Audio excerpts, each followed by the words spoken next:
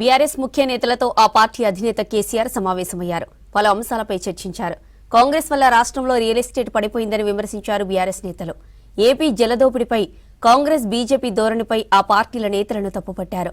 Party ఆవిర్భావం silver Jubilee సందర్భంగా వచ్చే నెల 27న వరంగల్లో భారీ బహిరంగ సభకు ఏర్పాట్లు చేస్తున్నారు బీఆర్ఎస్ నేతలు.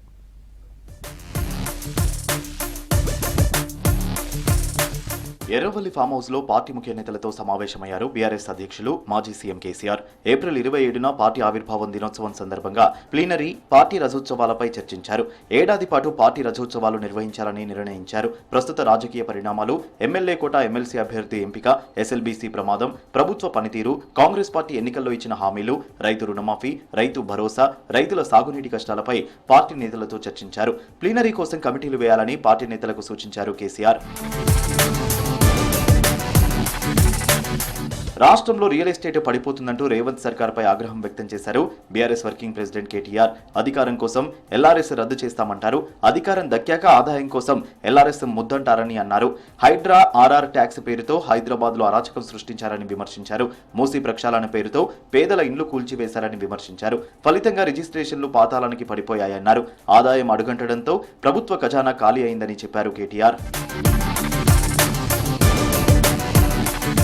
తమది ప్రజాప్రభుత్వమని ప్రచారం చేసుకునే బట్టి విక్రమార్క బకాయిలు చెల్లించాలని కాంట్రాక్టర్లు సెక్రటేరియట్కు వస్తే ఎందుకు పోలీసులను అడ్డుపెట్టుకుని వెనుక గేట్ నుంచి వెళ్లిపోయారని ప్రశ్నించారు హరీష్ రావు. ప్రజాప్రభుత్వం అంటే పలాయనం చిత్తగించడమేనా అని ప్రశ్నించారు.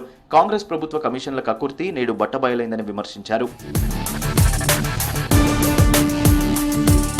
కాంగ్రెస్ బీజేపీ తీరు తెలంగాణ తాగు సాగునీటి రంగానికి గొడ్డలిపెట్టుగా మారిందంటూ ఎక్స్లో పోస్ట్ పెట్టారు మాజీ మంత్రి హరీష్ రావు. ఏపీ జలదోపిడిపై సీఎం రేవంత్ సహా బీజేపీ ఎంపీలు, కేంద్ర మంత్రులు మౌనం వీడాలన్నారు. బనకచెర్లతో 200 టీఎంసీల కృష్ణా నీళ్లను తరలించుకుపోవడానికి చంద్రబాబు కుట్ర చేస్తుంటే ఎందుకు స్పందించడం లేదని ప్రశ్నించారు. గోదావరి, కృష్ణా నీళ్లను వాటాకు మించి ఇష్టారాజ్యంగా తీసుకెళ్లే కుట్రలు చేస్తుంటే రేవంత్ రెడ్డి, ఉత్తమ్ కుమార్ రెడ్డి సహా ఒక్క నాయకుడు పట్టించుకోవడం లేదని ఫైర్ అయ్యారు. బీఆర్ఎస్ పార్టీ ఆవిర్భావ దినోత్సవం సందర్భంగా వరంగల్లో భారీ బహిరంగ సభ ఏర్పాటు చేస్తున్నారు.